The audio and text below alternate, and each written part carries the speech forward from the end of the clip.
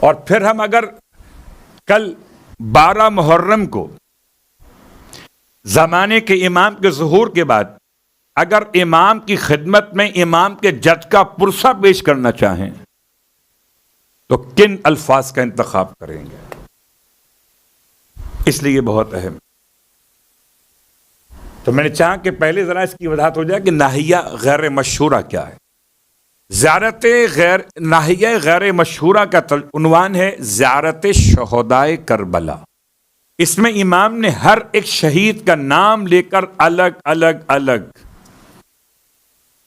ان شخصیات کو اس زیارت میں مخصوص طور پہ بیان کیا. جب کبھی مقتل سے کسی شخصیت کو سمجھنا ہو کہ آیا یہ کربلا کے شہیدوں میں شامل ہے کہ نہیں، تو کتب رجالیہ کے علاوہ ایک اور دلیل یہ بنتی ہے کہ آیا زیارت ناحیہ میں نام شامل ہے کہ نہیں. اگر زیارت ناحیہ میں نام شامل ہے، سمجھو کہ یہ شخصیت کربلا کے شہیدوں میں شامل ہے. اب آئیے اتنے سے تعارف کے بعد یہ زیارت ناحیہ غیر مشہورہ، بعض کہتے ہیں یہ اصلاً غیر مشہورہ والی زیارت امام حسن عسکری علیہ الصلوۃ والسلام آپ کی بارگاہ سے آئی.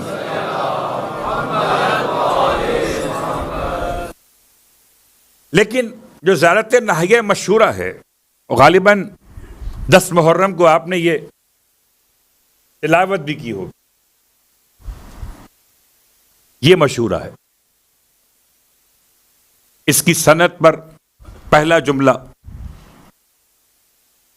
کہ 413 سن ہجری میں 413 سن آف ہجرہ 413 سن آف ہجری میں شیخ مفید کی شخصیت آپ سب کو معلوم ہے، اور حسن اتفاق ہے کہ میں شیخ مفید کی قبر سے دعا مانگ کر آج منبر پہ آیا ہوں.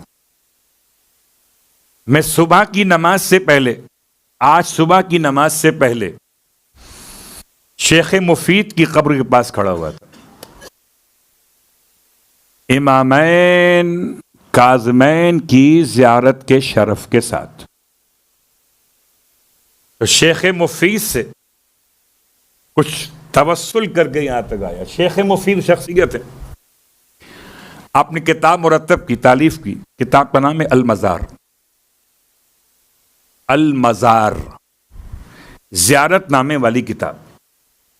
اور اس کتاب میں شیخ مفید علیہ الرحمہ نے اس زیارت کو سب سے پہلی شخصیت ہیں کہ جنہوں نے اس زیارت کو اپنی کتاب میں نقل کیا. اس کے بعد اگلی شخصیت 595 سن ہجری 595 سن آف ہجرہ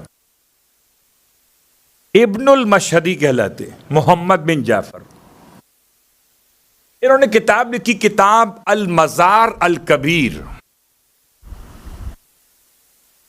ایک کتاب المزار، ایک کتاب المزار الکبیر.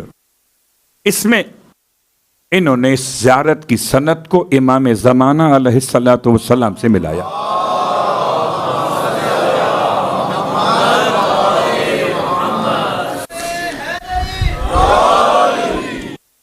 ٹھیک. اور اس کے بعد بعد کے علماء نے اور پھر محققین نے اس زیارت کی وضاحت میں بہت سارے الفاظ اپنی کتابوں میں لکھے. صرف 2 اشارے آج کی حد تک کافی تھے کہ ایک وہ کتاب جہاں سے یہ زیارت سب سے پہلے لوگوں کے لیے سامنے آ سکی، اور اس کے بعد دوسرا وہ شخصیت کا حوالہ کہ جنہوں نے براہ راست اس کی نسبت کو امام سے قائم کر کے بیان کیا.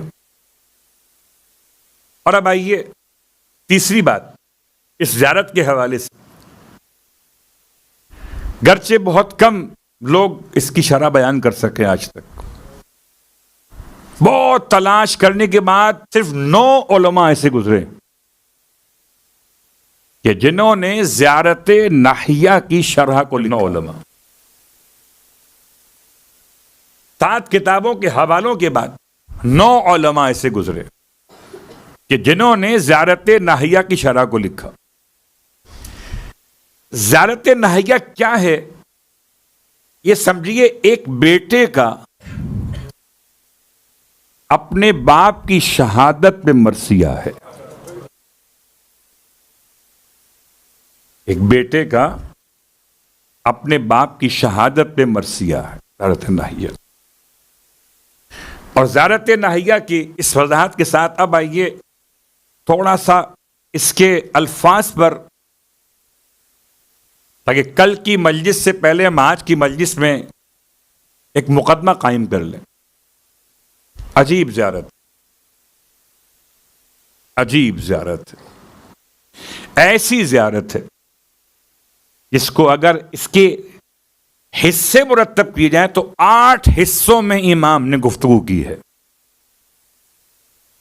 اور اس کا پہلا حصہ جو ہے وہ انبیاء پر سلام کیا گیا ہے.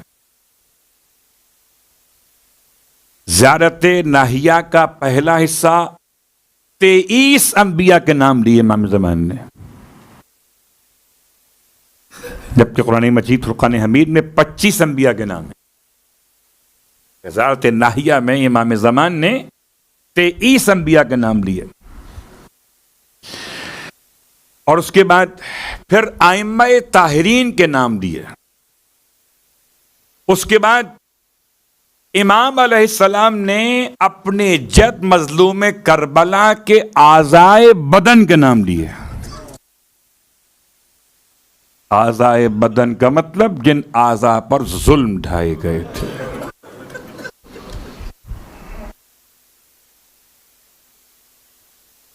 یقیناً ہم میں سے، آپ میں سے کوئی کیا سمجھ سکتا ہے؟ میں ایک مثال آپ کی خدمت میں عرض کروں، اور واقعاً ہم بہت ہی دعاؤں کے معاملے میں بڑے بخیل واقع ہوئے. آپ کی بات نہیں کر رہا، میں اپنی بات کرتا ہوں. بڑے بخیل ہیں. جب دعا مانگتے ہیں، منت مانتے ہیں یا مانگتے ہیں، تو اپنی ذات سے باہر نکلتے ہی نہیں ہیں. بچہ بیمار ہے، میری ساری دعاؤں کی توجہ کہاں پر ہے؟ بچے کی شفا یابی پر. جاب ختم ہو گئی، اب ساری منتیں مرادیں کس کے لیے ہیں؟ جاب کے لیے. ایسا ہے کہ نہیں ہے؟ مکان کرائے کا ہے، تو اب ساری نظر و نیاز کس کے لیے؟ منت کے نام سے. کس کے لیے؟ کہ یہ مکان اپنا ہو جائے. تو کیا یہ غلط ہے؟ غلط نہیں، لیکن اتنی بلند بات بھی نہیں ہے کہ ہماری تعریف کی جائے. بھئی پیاسا اگر پانی مانگے اپنے لیے تو پیاسے کی تعریف نہیں ہوگی، تعریف پانی دینے والے کی ہوگی. ایسا ہے کہ نہیں؟ بھئی اگر بھوکا روٹی مانگے تو روٹی مانگنے پہ اس کی تعریف نہیں ہوگی، روٹی دینے والے کی تعریف ہوگی. اور وہ بھی اگر وقت افطار اٹھا کے دے تو. پھر تھوڑا سا اور اپنے اذہان کو بلند کیجئے، پھر ہم قابل تعریف کب ہوں گے؟ ایک مثال دیتا ہوں آپ کی خدمت میں ایسی شخصیت کی کہ جن کو غیر معصوم علماء خادمین علوم آل محمد میں ایک بڑا لقب دیا گیا، بحر العلوم، علوم کا سمندر. اور اتنا حسین نام تھا محمد مہدی. انہوں نے مولا کائنات علی ابن ابی طالب علیہ السلام کے حرم میں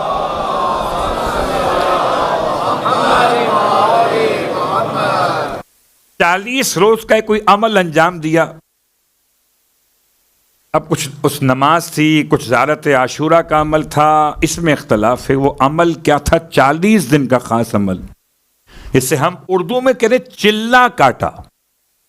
40 دن عمل کیا مسلسل. اللہ اکبر. اور کیا آپ کی منت کیا تھی؟ آپ کی حاجت کیا تھی؟ آپ کی مراد کیا تھی؟ نہ مراد صحت بدن کی، نہ مراد رزق جسم کا، نہ مراد مکان سر چھپانے کے لیے، نہ حاجت اولاد، نہ اموال، نہ اسباب، کچھ نہیں تھی. ایک ہی حاجت.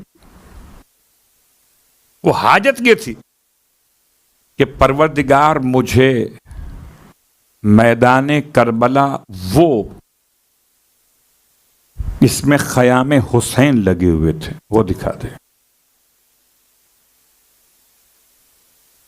شاید ہم میں سے کبھی کسی نے کوئی ایسی منت، کوئی ایسی حاجت ذہن میں قائم بھی نہ کی ہو.